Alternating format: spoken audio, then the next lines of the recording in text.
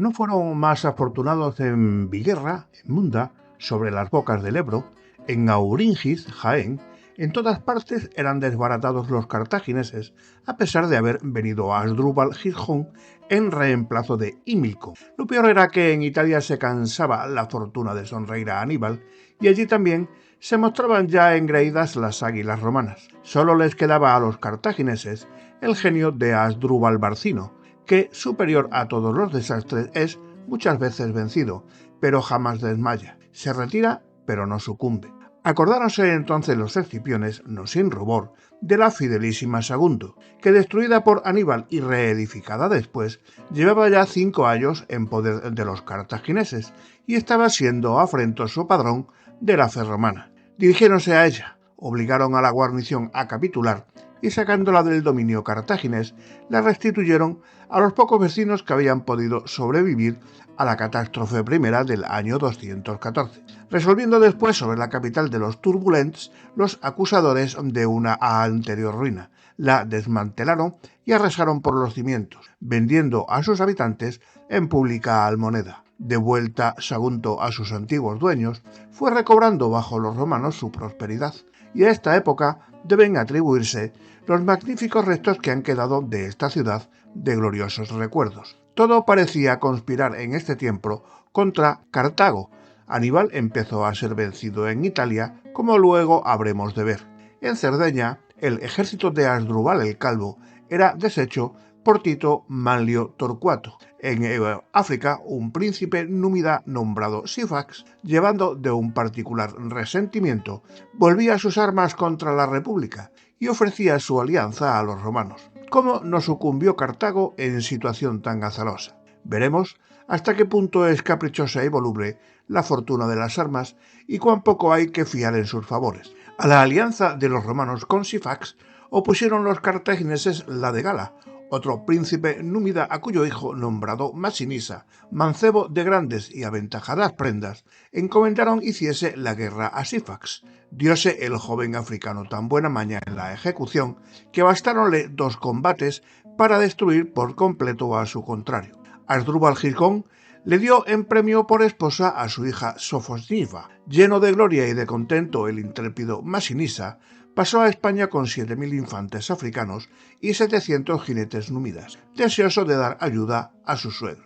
Refuerzo fue este que realentó a los abatidos y tantas veces maltratados cartagineses, y aprovechando la indignación de los escipiones que descansaban en Tarragona sobre los pasados laureles, falta en que suelen caer los más afortunados guerreros, pusiéronse en marcha con intento de realizar el pensamiento en que tanto había insistido siempre el Senado cartaginés, el de reforzar a Aníbal en Italia. Asdrúbal Barcino se dirigió al centro de España, dejando un cuerpo de ejército en la Bética al mando de Mahón, su hermano, y de Asdrúbal Gijón con Masinisa. Dividiéronse también los 2 escipiones al saber este movimiento, y aquello vino a ser la causa de su ruina. Ecneo fue contra Asdrúbal Barcino, Publio contra Asdrúbal Gijón y los otros. Encontró Cneo a Asdrúbal en Anitorgis, Alcañiz. Confiaba el romano en 30.000 celtíferos que acaudillaba, gente valerosa y fiera. Mas halló el astuto cartaginés medio de sobornarlos y abandonaron las filas romanas, que con esta defección quedaron demasiado menguadas, y Cneo tuvo que prudentemente retirarse y evitar la pelea.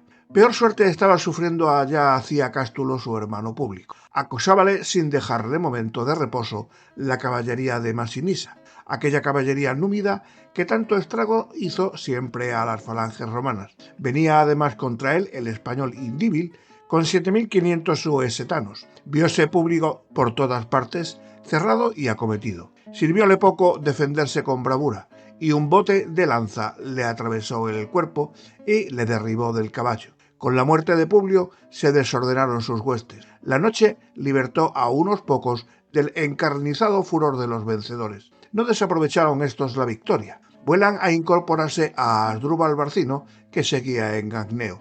Encuéntrase este envuelto por 3 ejércitos a la vez. Levanta de noche sus reales y se retira. Pero la caballería de Masinisa se destaca en su seguimiento. Gana el romano una pequeña colina donde improvisa una rústica trinchera hecha con los aparejos y tercios de las acémilas. Tras este débil y flaco vallado, se defienden por valor prestigioso, pero oprime por el número y perece con la mayor parte de su gente. Así acabó aquel valiente romano, el primero que inauguró en España el futuro señorío de Roma. Así acabaron aquellos dos esclarecidos hermanos, cuyas campañas habían sido una cadena de gloriosos triunfos. Así quedaron en un momento desvanecidas las esperanzas que fundaba Roma en los talentos militares de los escipiones. ¡Qué mudanza en el teatro de la guerra! Ayer apenas existía ejército cartaginés y hoy apenas existe ejército romano. Ayer las águilas romanas enseñoreaban el país. Hoy las cortas reliquias de aquellas legiones no encuentran dónde guarecerse. Los que van a refugiarse en Castulón encuentran cerradas las puertas de la ciudad. Los que se guarecen en Iliturgi son de noche bárbaramente degollados. Fueron otros a buscar amparo de la parte allá del Ebro. Quedaba aún a Roma un genio militar en España, genio que no contaría con la República porque se ocultaba bajo el modesto uniforme de simple centurión o capitán de campaña. Este genio era Lucio Marcio, hijo de Septimio Severo, caballero romano. Marcio no se rindió al desaliento que entre los rostros de los fugitivos se veía pintado. Incluso Fontello, único jefe de alguna graduación que quedaba. Ocurrióles a los soldados nombrar general a quien tan osado y resuelto se mostraba. Pero al saber que Asdrúbal, franqueando el Ebro, se les venía encima, y tras él Magón, que seguía sus huellas, turbósele de nuevo el ánimo, y mustios unos, renegando y maldiciendo de suerte otros, esperando todos una muerte que miraban como infalible, luchaba y trabajaba el improvisado general por infundirles aliento sin que su voz apenas fuera escuchada. Entretanto, el enemigo casi toca a sus reales. La vista de los estandartes cartagineses produce una transformación mágica en los ánimos de aquellos desdichados. El miedo se trueca en desesperación, la desesperación en coraje, y aquel puñado de hombres, a manera de leones embravecidos, se arrojan sobre los cartagineses, que sorprendidos con tan impetuosa y brusca arremetida, vuelven vergonzosamente la espalda. Todos se maravillaron, los unos de ver venir, los otros de verse huyendo. Calculando luego Marcio que los enemigos no esperarían un segundo ataque, conociendo además que si daba lugar a que se les reuniese Magón no quedaba a los suyos manera de salvarse, concede algunas horas de reposo a sus fatigadas y escasas tropas, y en altas horas de la noche se entra a las calladas en el campo y reales de Asdrúbal, que descuidado y sin guardias ni centinela, dormía. Cansáronse de matanza sus soldados, y sin darse más vagar, prosiguieron en busca de Magón, a quien hallaron igualmente desapercibido. Penetran con el mismo ímpetu en sus estancias. Era ya de día. Magón y los suyos, a la vista de los paveses y escapas de los romanos ensangrentadas con la matanza reciente, se llenan de estupor y se ponen en fuga. Sigueros Marcio los alcanza y los romanos se cansan también de degollar. Los capitanes cartagineses pudieron escapar a uña de caballo. Salvo Marcio, de un solo golpe las dos penínsulas, la España venciendo a los cartagineses, la Italia impidiendo la marcha de Asdrúbal, que unido a Aníbal, que todavía se hallaba pujante, había podido poner a Roma en grave aprieto. Págaselo Roma con ingratitud.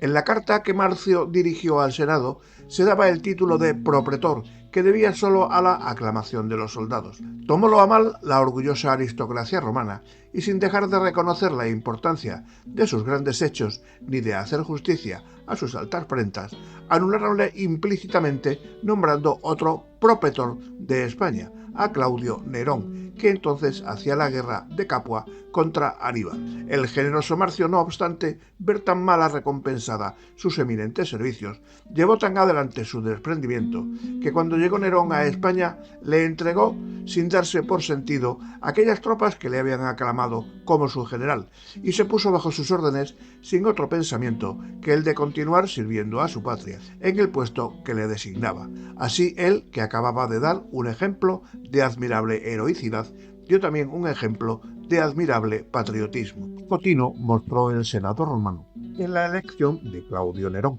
Desembarcado que hubo en España con 11.000 infantes y 1.000 caballos que de refuerzo trajo, fuese en busca de Asdrúbal, a quien halló entre Iliturgis y Mantisa, en los Batestanos. Faltóle poco para coger al cartaginese en el desfiladero de un bosque, pero reconociólo a Asdrúbal a tiempo y, entreteniendo a Nerón, so protesta de negociaciones de paz, hizo una noche desfilar calladamente su ejército, dejando las hogueras encendidas en el campamento para engañar al romano. Él mismo, después, a presencia y vista de Nerón, metió espuelas al caballo y se alejó en busca de los suyos. De modo que la única hazaña de Claudio Nerón durante su breve mandato en España fue dejarse vulgar de la astucia de un cartaginés. No merecía su nombramiento la pena de haber desairado a Marcio. Pronto fue otra vez a Roma. Tratábase en la asamblea del pueblo romano de nombrar un general que reemplazase a Claudio Nerón en España. Viose con sorpresa que nadie aspiraba a recibir este honor. La suerte desastrosa de los dos Escipiones y las noticias que Nerón les daba de la astuta falsía de los Cartago hacían que se esquivara como peligroso el mando de las armas romanas en la península española. La República no sabía a quién enviar. Un joven de 24 años se levanta y con arrogante acento: «Yo soy Escipión», exclama. «Pido que se me nombre procónsul. Quiero ser el vengador de mi familia y del nombre romano. Entre las tumbas de mi padre y de mi tío sabré ganar victorias. Tengo todo lo que se necesita para vencer». El joven Publio Cornelio Escipión fue nombrado procónsul. 19 años tenía cuando su padre Publio fue herido en la batalla del Tesino peleando contra Aníbal, y ya entonces salvó la vida a su padre. Cuando las legiones derrotadas en Canás se desbordaron por Italia, una de ellas nombró a su jefe al joven Publio Cornelio. Duraba el pavor a los soldados y no trataban sino de huir.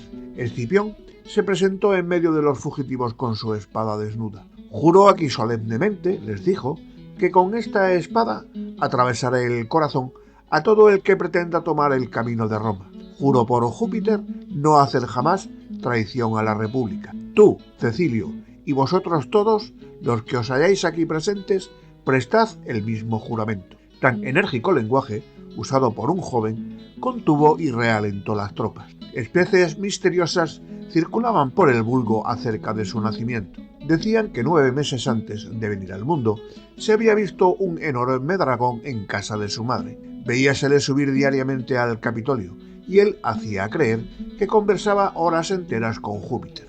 Teníasele por hombre recto. Aunque joven, concebía grandes pensamientos y los ejecutaba con madurez. Respetaba o se reía de las leyes, de la religión y de los tratados según cumplía más a su propósito. Era un digno rival de Aníbal. Partió pues Publio Cornelio Escipión a España con 10.000 infantes y 1.000 caballos. Se embarcó en Ostia y desembarcó en Tarragona. Su primer pensamiento fue apoderarse de Cartagena, el principal baluarte de los cartagineses. Llegada la primavera y aprovechando la ocasión en que los generales enemigos se hallaban lejos de la plaza, Magón cerca de Cádiz, Asdrúbal Gisjón a la boca del Guadiana y el otro Asdrúbal en el país de los carpetanos, ordenó a Lelio que con la armada siguiese la costa, y él, sin perderla de vista, pasó el Ebro con 25.000 infantes y 2.500 caballos. A los 7 días, la escuadra y el ejército se hallaban a la vista de Cartagena. Guarnecíanla solo 1.000 hombres. Creíasela por su fortaleza al abrigo de todo ataque.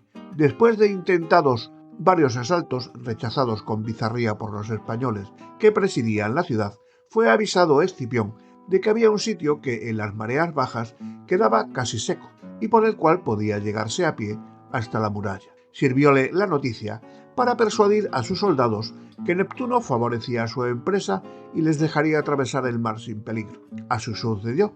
Neptuno retiró las aguas a la hora que de costumbre tenía, y mientras Escipión daba el salto por la parte del norte, una compañía escogida atravesó el vado hasta tocar en el muro. Echaron las escalas y abriendo la puerta más cercana, pronto estuvo la plaza en poder de los romanos. Las crueles leyes de la guerra fueron al principio seguidas y no cesó la matanza hasta haberse entregado la ciudadela, donde se había retirado el gobernador Magón. Lelio, entretanto, se apoderó de la flota cartaginesa, quedando así los romanos dueños también y señores del mar. Era Cartagena como la metrópoli de la España cartaginesa, el mejor puerto del Mediterráneo, la plaza más fortalecida, el emporio del comercio, el almacén y arsenal de las provisiones y de las armas, el depósito de los rehenes y el centro de las riquezas. Inmensas fueron las que allí recogió el vencedor.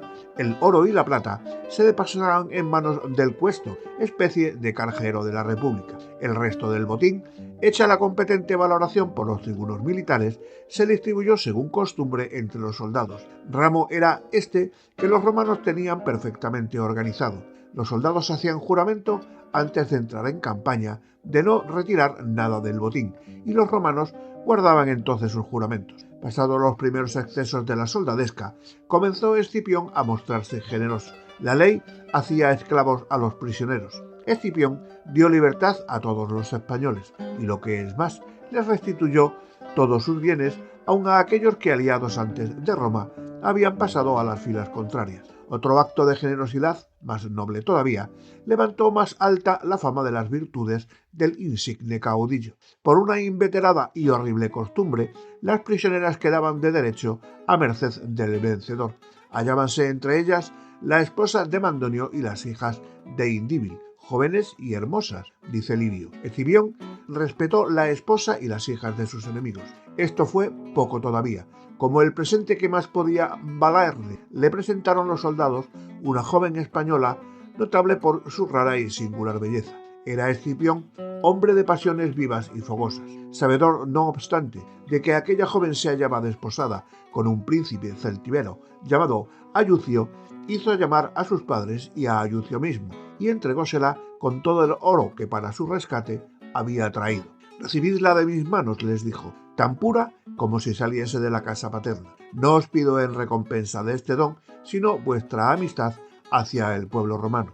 Ayucio supo corresponder al beneficio, sirvió a Roma e hizo grabar aquella memorable acción en un escudo de plata que regaló al valeroso romano. Con semejante moderación, granjeóse más partido Escipión en España que con multiplicadas victorias. Lelio fue enviado a Roma con cartas para el Senado anunciándole la toma de Cartagena. Como testimonio de la conquista, llevó este en sus naves al gobernador Magón con algunos consejeros y senadores cartagineses. Hecho, y dejada la suficiente guarnición en Cartagena, volvióse a invernar en Tarragona. La política de Escipión le atrajo, como era de esperar, la amistad y afecto de los pueblos y de los caudillos españoles. Además de Edesco o Edecón, varón muy principal entre ellos, pusiéronse a su devoción aquellos dos famosos régulos, Indíbil y Mandonio, que le debían la restitución a sus familias. Admitiólos Escipión a su gracia, sin tener en cuenta su anterior enemistad, ni la parte que uno de ellos tuvo en la derrota y en la de su padre. A tal punto rayaba o la política o la magnanimidad del vencedor romano. Todavía el indefatigable Asdrúbal tentó vengar el infortunio de Cartagena y salió de nuevo a campaña. Fuele Escipión al encuentro, llevando consigo a Lelio, que ya era vuelto de Roma, y al español Indíbil, que le guiaba. Halló al cartaginés cerca de Bécula, no lejos de Castulón. Allí también vencieron las águilas romanas. Allí también se vio la política de Escipión. Los prisioneros cartagineses fueron vendidos como esclavos, los españoles enviados libres y sin rescate. Entre los africanos destinados a la venta, llamó su atención un joven númida, cuyo garbo y gentileza le distinguían de los demás esclavos. Supo que era sobrino de Masinisa y nieto del rey Gala. Mandó Escipión que fuese tratado como un príncipe, y llamándole luego a su tienda, y dándole un anillo de oro, un traje militar español y un caballo ricamente enjaezado, le envió con buena escolta de caballería a los reales de Masinisa, galante generosidad que Masinisa no olvidó jamás. Ha habido consejo para entre los generales cartagineses después de la derrota de Bécula. Acordaron que Magón pasara a Mallorca a reclutar honderos, que Masinisa con la caballería ligera molestara los pueblos confederados de Roma, y que Asdrúbal Barcino, recogiendo cuanta gente pudiese en la Bética y en la Lusitania, realizara el antiguo y tantas veces frustrado proyecto de pasar a Italia en ayuda de Aníbal. Esta vez logró dar cima al designio en que con tanto ahínco se había empeñado el Senado cartaginés, el cual supo con regocijo que Asdrúbal, siguiendo el mismo camino que 10 años antes había llevado su hermano Aníbal, había salvado los Pirineos, la Galia y los Alpes y se hallaba en Italia. Para mal suyo, como habremos de ver en breve, noticias que daremos a aquella famosa campaña, una de las más memorables de la antigüedad. En España quedaban ya las costas del Mediterráneo y la parte oriental de la Bética bajo la dominación romana. Sin embargo, mientras Escipión en Tarragona se dedicaba a arreglar el gobierno de la provincia, vino de Cartago Janón en reemplazo de Asdrúbal Barcino, acompañado de Magón, el que había sido en busca de los honderos baleares. Metiéronse juntos por la Celtiberia con intento de hacer levas de gentes, pero a estos los venció Silano, lugarteniente de Escipión, cayendo en su poder el mismo Janón recién venido. Lucio, hermano de Escipión, se encargó de rendir a Oringis, Jaén, que tomó por asalto, después de lo cual fue enviado a Roma, llevándose consigo al prisionero Janón y a 300 cautivos nobles, según costumbre de los romanos. 2 solos generales cartagineses quedaban ya en España, Asdrúbal Gisjón y Magón, reducidos a las últimas partes de la Bética, donde era más antiguo su dominio. Allí fue a buscarlos el mismo Escipión, y empeñado un recio combate entre Córdoba y Sevilla, obligó a Asdrúbal a guarecerse en Cádiz con los desbaratados restos de su ejército, de noche y por fragosos cerros y ásperas veredas. Ya no quedaba a los cartagineses más que Cádiz y algunas ciudades vecinas. Mantúvose observándolas Silano. Acercábase a su término la dominación cartaginesa en España. Asimismo, Masinisa resolvió abandonar el partido de Cartago y después de concertar secretamente con Escipión y Silano la manera de ejecutar aquel pensamiento, volvióse a Cádiz para mejor disimular y encubrir el designio. Pudo mover al terrible Númida a obrar de este modo, el ver cuán decaída iban las cosas de su patria, y pudo también Escipión ganar con su política el ánimo de un príncipe que le había visto portarse tan generosamente con su propio sobrino. Revolvía ya Escipión y traía en su cabeza la idea atrevida de apoderarse de la misma Cartago. Con este propósito, partióse para África al intento de atraerse al viejo y númida Sifax. Conseguido esto, se agregó a Cartagena, satisfecho de haber suscitado a los cartagineses un embarazo en su propio país. A su vuelta se propuso castigar el agravio que las 2 ciudades, Iliturgo y Castulón, habían hecho a los romanos. Encomendó a Marcio el escarcimiento de Castulón, tomó sobre sí el de Iliturgo. Defendiéronse brava y heroicamente los de esta última ciudad, viendo que no podían evitar el suplicio, pero tomáronla los romanos por asalto. Si horrible había sido el crimen y grande la deslealtad, grande y horrible fue también la expiación.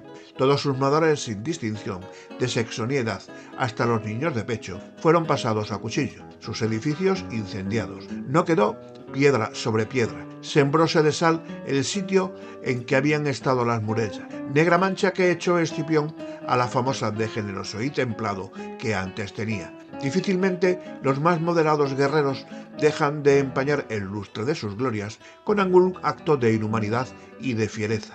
Parece llevarlo consigo el ejercicio de las armas y el hábito de derramar sangre. Castulón fue con menos dureza tratada, acaso porque había sido menos culpable. Volvió Escipión a Cartagena, donde quiso dar un ejemplo de piedad filial, honrando los manes de su padre y de su tío, con magníficos funerales. Asistieron a estas fiestas fúnebres los principales jefes españoles, y aprovechó aquella reunión el romano para afianzar más su amistad y tomar el mayor ascendiente sobre los indígenas. Entretanto, el intrépido Marcio iba subyugando el resto de las ciudades de la Bética. Solo Astapa, cerca de donde hoy está Estepa, recelando le hubiesen reservado un castigo semejante al de Iliturgo por haber muchas veces maltratado los pueblos aliados de Roma, resolvió, antes que rendirse, perecer a ejemplo de Sagunto, y así lo cumplió.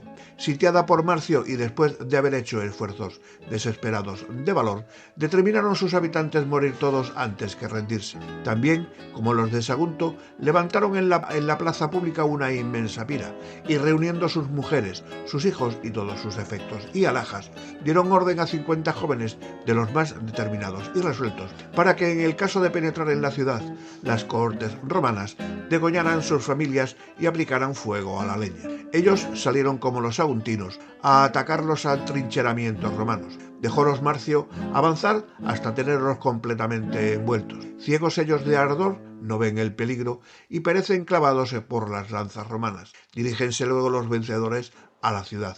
Cadáveres, solo y ceniza, encontraron en ella. Lo que Sagunto había hecho por no someterse al yugo de Cartago, lo repitió Astapa por no doblarse al yugo de Roma. Solo en España se vieron estos ejemplos de rudo heroísmo. ¿Por qué Astapa ha sido menos ensalzada que Sagunto? ¿Será porque la ciudad fuese de menos importancia o porque los historiadores han sido romanos y no cartagineses?